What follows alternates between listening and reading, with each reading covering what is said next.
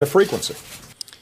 And, of course, the notion that perhaps, just perhaps, had one or two of these worshippers been packing, the carnage could have been a little less. We could be talking about 5 lives lost instead of 9, or 3, or 2, or maybe somebody getting shot and killed, and the cops coming in and saying, well, nobody got hurt.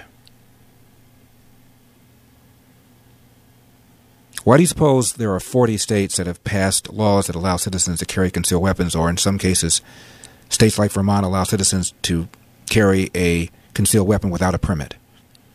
And why do you suppose not a single state has repealed the law when they've passed it? Not one. Don't you think if it's true that all of a sudden a bunch of people are going to get firearms, they're going to be really responsible when something like this happens, they're going to pull it out and start shooting at random and start killing a whole bunch of other people? Don't you think that when these kinds of things happen to the degree that people expect they're going to happen, that some state would have gone, my goodness, we uncorked something, let's put it back in? Why hasn't that happened? Very few people who have permits have their permits revoked because you have to undergo all sorts of things to get one. And when Obama talks about these kinds of things happening and makes reference to our dark past, I want to remind you that regarding murder, almost all murder is same-race murder.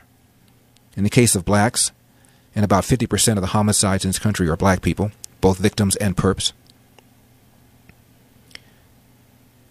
95% of those who are black who are murdered by other blacks.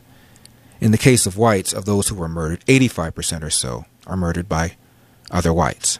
When we do have black-white violent interracial crime, and by violent crime I'm talking about murder, attempted murder, manslaughter, rape, assault with an aggravated weapon, 85% of the time it is a black perp white vic.